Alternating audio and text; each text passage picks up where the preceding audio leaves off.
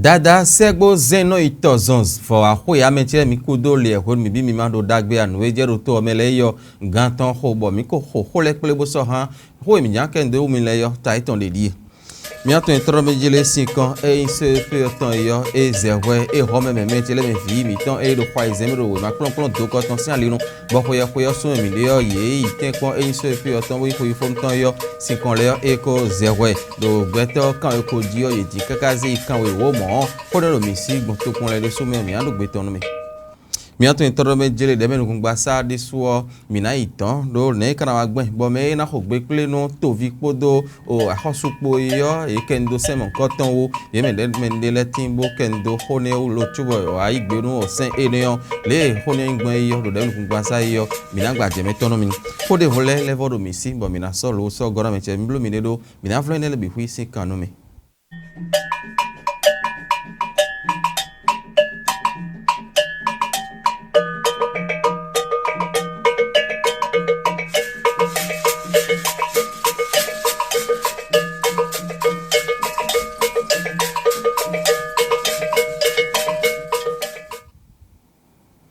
ena chen do poropo miton le lo ji fon kan ji mi na mesin kan di me menchele mi do poropo eniyan ko hen de gble ado bola lo so horo to mi to fi do yon lesin apa ko yo mi ma odi do mi do menjile yon mi ton ago ji le yo ye amazon le ran ikura sisin to o me ko ye ko boy ho bol gbe otan e soro te ro ye kan eniyan me do ko do ji do mo yo sin apa ko bo din do bona si ho e na gbe otan do kura si be sin do we ma to me ton ino yoro o visa ma mo yuwo ye si po bo ho no mo koton roton an yele na je tindiji mi na do gbe ton mi ko ndo so same ye hon waye yo yonu ago ji mi ton ele ko akuton sin kura sisin to me to me chele mi do e so pe bo ho nu mo koton aye ile ko wa e ka le ko so same e yonu zangbe o fondo egbe yo oyin e ron pe nukundo lo ji fon kan o ro to mi fi me ra ho be no adato e pe ye e ka pe ye e pe ye podo alovo po alovo di mono den po aye me chele mi e pe ye podo du kiko ajije po ho me hun po do mi amano jele yonu bene to oton ene no ho bola lo so ho yo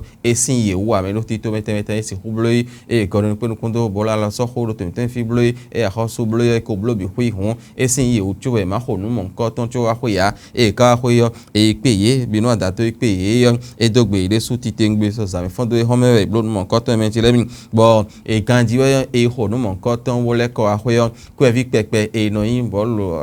ho to le ton yo e sodo asinu ye bo ti me po ndo me jele adoro kunde me ko e do na su ye teme be ko clean le yo e ra mo bi hui mi ra ho do gbe yo e wa gbe ason do po be zon lo be kle do me jele o ache pa e do gbe yo e no wa gbe e poro mo tegbe ko bi o pe de pon be no anda to ko àwọn ton le po ye mo gonda ho e fbh be o ton lo bo pe fi le re su yonu vile bo apepepe yin ton isonu yin e me bo lu pon me to iton e a me no to ndende kha e do ko no me le ko ka ba do ito me bo ale yo ko yin ton teme le yo ye mo bi ho yi me me ti le min gonda ho no ko nu kundo bo la lo so horo to mi fi fbh be yo e zon de ni o bo pa gbe no ache pa do gbe nu file do gbe ro poropo iton no me jele mi do gbe ache pa de su podo me ra wan ni o me bi hui po do le bi hui do ganji so pe bo ho bo la lo so horo ton alo no yin ton eje si mi do gbe ton yi de su na zon be na le vankando azo mi se ho ni ko hun yo mi se no poropo mi ton le hun yo le ko wa o hwe so zame minagosi ali enionu monando hore foru mi do fi we ma plon ho ji we binawa tin ho ifonu o ten kon le de boro de uton ino blo se bbc back po de vole po se pe yo e homio si kon le yo e 0 e meti le mi bo ko ton mina soro to benu mi yo le bina je le konji yo le bina do gbe ton mi po ene se pe si ali no ho yo meti le mi fi le yo e wa zo ti te ngbe be meti le mi do ayo bi hui ji yo ye din do gbeto kan we ko ji yo fi le din kaka so ikan we wo je jiro finen bo to pon e yin bo gutan yo e be ra ga ton ton gbon mi do gbeto kan we ko ji yo e mo gbeto kan we mo jeji do finen bo atonje we si me bo e ran pe o kan we ko ji me ti lebin o to pon atakura tan egbon to bi hui do finen me do gbeto kan we ko ji yo e mo gbeto kan we nu kun atan bo huye de ji hon le sin kan huye tan e yin gbon ene so pe yo do gbeto o kan we ko ji yo o gbeto wo do hun de je we sin me bo e do ndi ton gbon be ai kun gbon bi huiji to pon bo guton e ro agaton ton gbo peto kan e ko ju peto atonde jein o wiwo to sin fene hun sin kan e hometon le ngbon teme to pon ro e ko tun to me hodawe ye de teme le ko lin e so kan me o e je fene ro peto kan e ko ju peto aton abi e ne do hunde jein wiwo sin me do donga e je fene peto o kan e ko ju peto aton abi e ne adari do hunde jein wiwo sin me do plateau o de so peto kan e ko ju gbeto aton do hunde jein wiwo sin me osu to pon je fene me mentele mi do gbeto kan e ko ju gbeto tene do hunde jein wiwo ye o ku fo o do gbeto kan e ko ju gbeto o tene abi o do hunde jein wiwo sin me mentele mi littoral sin to pon file idin kaka gbeto kan e ko ju gbeto o do hunde jein do o wiwo sin mewe Atlantique de suo do gbeto kan e ko ju gbeto we ro po do hunde jein wiwo sin me o to pon eyin o alibori ton gbeto kan e ko ju idin kaka so ikan we nukun tanton mo do fene o we mesin o to pon meyon yedin kaka gbeto kan e ko ju gbeto kan we aton mo tin o mo lo sin o to pon me fene yo do vi o kan we ko ju gbeto kan we nukun aton mo e we tin to chubo atakora e wa de fene do gbeto kan ko ju gbeto ten mo e ba do huya hon 50 teme e se pe ton huya le e yin gbon yo e sin gbene mi do mi kohune mi he opo ndo menjere do bene kunpan bi kuiji yo vi e o tenpon se pe hoya le yo e gbeto kan e ko yo gbeto wo do hunde je do wiwe sin me do tindin sin apapwe mi pagbe run fi e din teme le bo gadara kan ji run fi e ma pe wo din ale nde bu ko gble ya me ko ira je fine yo do de ji na wasia Mina jo ene on do mona do hode volume do fi mi atu intro menjele a check pa iblo tito men gege do la mena ndagbe to ito sileton nundo taji desu e eyin me chele mi bo peter ro poro tie ka ranton o hun e ro sisa do la menu me yi do ene on zon bo e azon je wenu abi vijiji wenu e ron tun afo e na si hudio bo no khuru si azon ni ma do tagba ni me ro weton wo ne kana blogbon gbeje hun meton pon bo no khuru si azon eyin alona e wezon bo sun elomion chepa e de indofo bo e na si ho gbeje mede me pon do ali enion wo e soro te lo bene ikungba bi hueji so ye ho wa enion me se mi ton le yo yeyin ku toro si to hobe bo mo menjele do apapa fine fi jonjo jale blo ni yebe na no ida wo de ide yo e ko so no mo nkan ton do ayi do fine bo le mi ko do yele pongbon we yo Yesu po de su me san ite fon lo bo su po ekle po ndo menjele me le Yesu po bla ba ara blo no mo nkan ton nu bo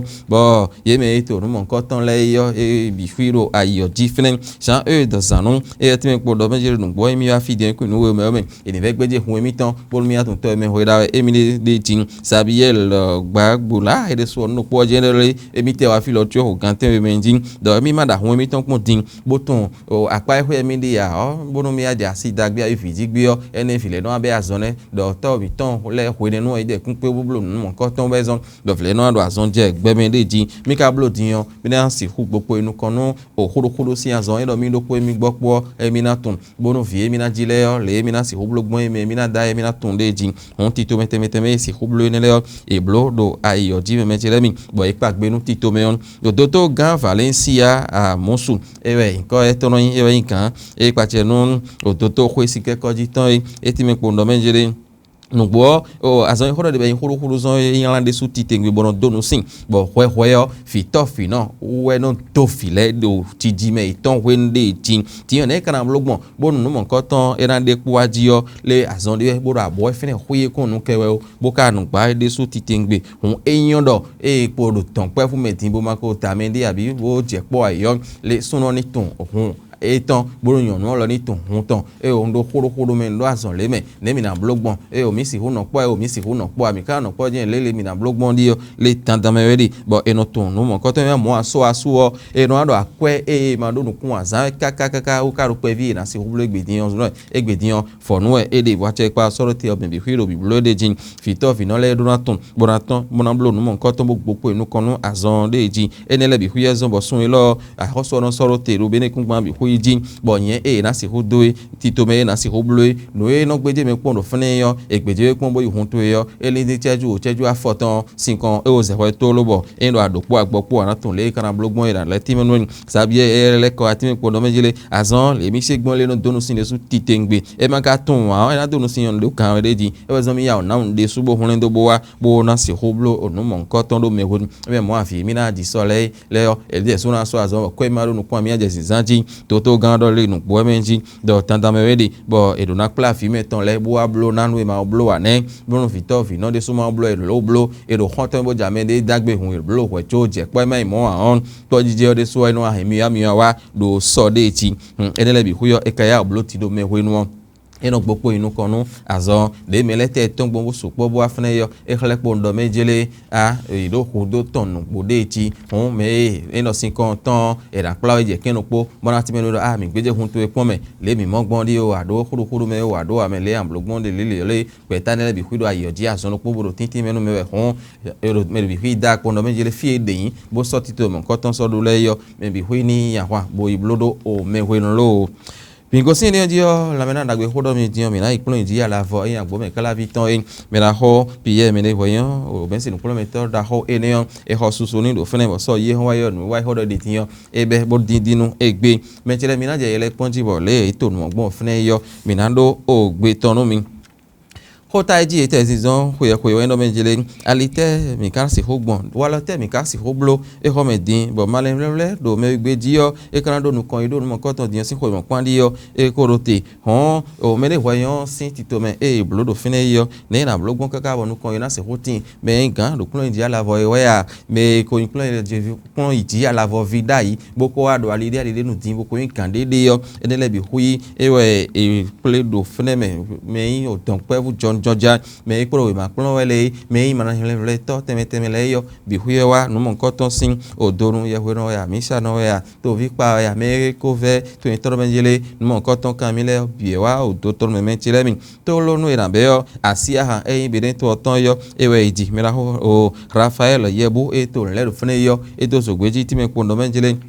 Nugbo le edwandi asia ha to oton do me ita mewe edo susule nkoton hona we yo o mera ho o pie mere hoyan le mere yin bo yan bo no le bo je hun do ton ta bo yin wan to ton bo ka wa so to le je khagbe bezon bo don pe di ovi e dado le nkoton le yo edo na wuli bo no o to meton yin wan na bo wa so chire na deji e na zon bo hu e wa so na yin ton ye to deji do yan bo no e zon bo e bloti to le nkoton diyan le e no me e de menda liji do no kwiti poro do ba no sin ali no po e no level mu ende ji do e ho to ton kan de su titi ngbero ma plon sin ali ayin mere boro po hoyo aron atun reze boro na bi kan de su boro tun le na zank gbegbon do gbegle ta fi de ji hon me de yin bo se ma de su titi ngbe mo le na nu yen me do ali kege nde ji bo hota eniyan e ji we so jijon beyin ali e si hogbon egbedin wa lo e si ho soda e bo ma le do me gbe do tajo to mi to me si ho pa de jediyan era si ho do nu kan yi be na zo be na jinjan yin bona le tamendo nu kan yi nu mo koton ton de jin do tajiwe ere ma do wozun ka bo do ma yon zeibe ale nu ide afogbo de jin Clarence Semasu eye o e so me kan plan di ala vo so afosoro tiro frem etime po no mejele afo ye e de tin yo e de khlek po no mejele nu me na ho wa kaka ro we ton je fine yo do le eyin tuntun ni to de jin do me na ho eyin bo me ka o plan ma ro gbe fi tin e kun we de bo me keke te o yin kan ro ale kege nde jin ho me ne o le nu da ho e no so da ho e do to me le jibo ikun si ho o ho inke npede kun hon odokun tan le no e ko wara ile no epo wo epo mo do me si afo no e me no po hele yo no wa itan le mo jele khlado le ye no po do me na ho me de ho yin po ho itan deji do ye se ma here boka so no yen gege no plon me ton sin ali no deji mi ganje o do me jele ho to me teme e na so yan bona kendo le na blogbon no kon yin na revele ton po do no yen do mi ton po ra inu kon we ma plon klonko doba nu ko na inu kan le si kan dagbe na ton si mede ti le do ezo mi ganje do kporokpo ye ton le obo tun to menjele nu wa erando o nu kan yi gbon yo ene de ti hon me ra ho e do ho ene le fne bo ka bi o kporokpo me ton menjele do e do mele wa ton de hon e do ogbe ton ni de ti bo e ho alo do fne bo nu wa e to kanji mi to ton bo tun to menjele mi lo mo mi kuna we se gbe de po kalavi mina gosi di hogbondie mina khoite doido o mina tuno menjele de menu gungba sa ton we de fine o 5 ke tin bo erunu ke de we tin ho enu me de tin do joseph jogwe nu ko de men le po ne kana lo gbon bo nu ko ina si hotin do sente mete le sin alenu bo to wina mo agbon to na vo nu ko ina ti bo to mo nu bo do jo honde suo e na do nu ko yi ganjio e wa zon bo me no gbogbe no o to vi po do ahosu ko sin tetian e do na to bo na vo sin le una do senio e ro te ehwe ya me mentilemi o yele na je tiniji minado gbe tormi demi nugun gba sa fene Joseph do gbenu ko demi le po ye ken do ho nu gbo sen yade yade le bo ken de ou do me immédiateur de la République me na gbogbo nu to vi ko ahosu pantintin yo e ken do ho bon ko tonu o demi nu e bloc républicain ton e Chantal ayi e horo front me ko do menjire sen di wa nu gbo bena zone bo o to zo wi wa sin alinu o me horo de din yo era na teji mo na do to vi to sile ti tengbereji era temu ka bo gbe era no tin do ye po ahosu pantintin bonu mede henta gba hode abi nde wa vla fo bo amoyon era ba sin kan eje haina bokuna zimede uji o mero poro na mo eton de mele eje ha gboin e kuna kon do mede o bona no mede ji do ho lido sin akwa abi ho e henwa asaton egbo sin alinu don lebi do na sensen kaka bon nubi na no ole e bagbon to me de tin e yedo enion Joel Godonu e Union Progressive le renouveau sin de ben do fine yo e mo no menjere nu gege tin be mi limite de kemendi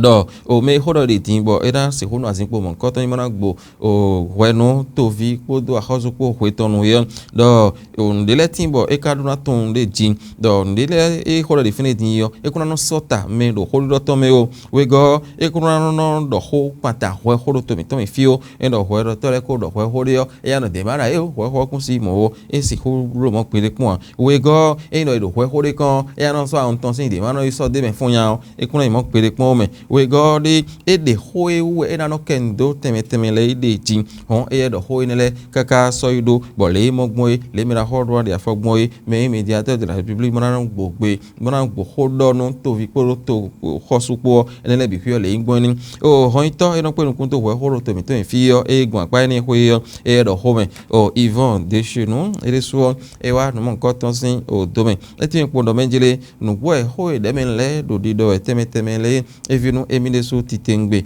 do ho sin apa yo le nugbo le mira ho e immédiateur do ton le edro wazo gbondo ali enion we lo inu amaka je o tene me boton azo into yo khere ya ole anande afogbo hon nunu konton we tun menjele edro ton azo ho yo azo e ru wa me na no asinpo mon konton ji azo e yin ton e do na blo e ma do na blo ayi hon enele bi hu yo no imbo edro na ton de jin e ma ton ale eyana hon e do enion gudo yo o demi no gba safene no po je mi na no me do o Joseph Jogbe no e wa de no Alice o dadeyan eyin ogbero to bo kana do gbe no ogon e no pe no kun do sen horo demi no gon sen gba sai yele na di tin bo ho no yo e haro fene yo na yan do gbe to no mi ko do no Alice dadeyan e gbero to do gon ene me yo e ti me po do menjele sen e do no do me na gbo ogbe no ahoso po do o to vi po sin tetian le gbe ta ken mon koton e de diyan tin alun son we o mo gula medan mi no we me gula medan si azato atongo gbero po e ko kendo se mon koton amodin e pele do demi gun sin agbasa fine yo e ele hole danu asen alopa dede jin bo sen gbe ta ken ton hikayin nu koton we go atongo ka ya tongo jio le mi an ko ntombo mi le poro na sele jin we se yo e hodo de timbe o ken di we yo e le pondo menjile me in kambodo kan unu konton boro se yo se sin kan ji fine yo e wa na yin o de menu nu to vi podo o to khosule po ason ko de tin le sin edogbon ni bu kan do edodo bona ori bo no asoton bo wa le edogbon ide tin e mere kunde manda e o blogbon le o mere kunde ma no do mo ni o ide so ra no so gbe ta tan le ma tun le na blogbon yin do me yin kan do se so he e na konde le he ma na zone de le me yin to gan do to tanu ehna ponde lehe bo nazon no ideji eze eni wo dole ede kanwe bona se ho azo deji endo mede kodo tagbade do apade bo kodo beden sen ekungbanji bo so ho mo nkan ton so amoyan e ano imo to gamaro a holele wa gon teme nemi na blogbon bo pepre natin nemi na blogbon mo dogbo tin sara sin kontete mi kana se ho mo bonu kon ina tin yo eran de afomo nkan ton le deji bo o sen eyin gbeta ken yoyo boyin atongo wele ken de do fune yo ti me po ndo menjire no e horo de yo dole ehan edamblo karafia bukana tunle edamblo gbon ide jin bo aso iwa ton me ro atun no e ro amblo afo e ro de po no e mana blo e pe me mo edan de afo e kun me de pombo e chite kun na no wuli ma no so yin do kan pa me kun mo won de su weto e wa de so yin do le kaka e kun no e wa e pon kaka je wa e na se hu de afo mo ko to me mo e kun me de din bo de we po won e ko san si ton bo ku wuli yo e kun mo hon to azoton bo to azome ton khere to je kon e ro tali so ye hon wa yo demen le yi pleo globo yi gbenu o sen yare yojo enio so yi hon wa kan aido sun obìnrin azaton di aido sun sin azaton koro nukun ene ngogwe wo Joseph fifa me jogbenu eyin de menukun gan yo ewe o talo o taken yoyo enio mero fine minago sin de menugun sin agba osa mechilemi borando hode vuru lo ji fon kan ho minale wodo tin bola fo so ho minado tin mechilemi khami ton le mi yo mi bi ogboje ho le mi vile yazo mi kaka bo bi ogboje iton da ho me le yo mi ato in torban jele o mele le tin boy na tombo idren fo kame e isa fo ayo mi na ide ho e de fide fi mon ko ton le kadi mi fe kon ye le do mi bi ogboje ho le yo vile yo no bi bai fide na ho ball ballon raccommodé au pied. Chaussures parfois usées ou inexistantes. Les écouteurs support des bomis de misor, nous tombe iblo de banu, éclair pour nous benjele, couton na ho et dion figue, gedi bo fi na idea ide mon coton le dio idea, a mon fideo, fio no ko fa abi, et si fide boy, en clair le a mis sa faute en filo de coin, on John Jacob fi mi ton le no bio godje, mi ton da ho meon, fi na si hui ba me de sorry, bodia ide dio e no han o zeif isia ka e ti me pour nous benjele, me de ti bo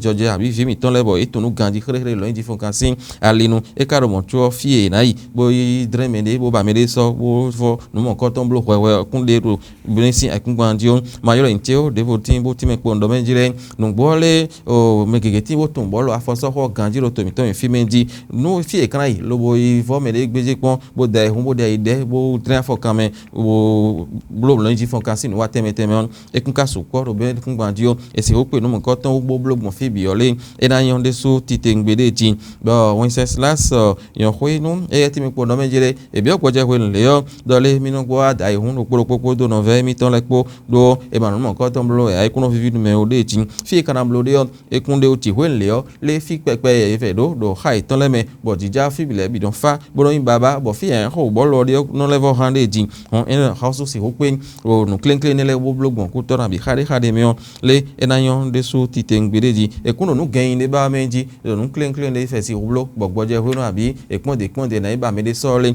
e na inde boyon me de woti me pondo menji me geti bo bola fo so ho je e ton ro to mi ton fin lo fi de e kana no i hode bo me le na mo me le yo bol ton yo me mana tiendo bolo ho gbeta in to to me be na zo no kon inati do in ve kon sin kon e mi no mo hwe do to mi ton fi do bola fo so ho sin ali nu do me ke ga ton bo ton mo blo kanji menji bo do khade me gleto hode me fi de ji lo e kun ka do nde blo e bo na su so no kun me mon koton le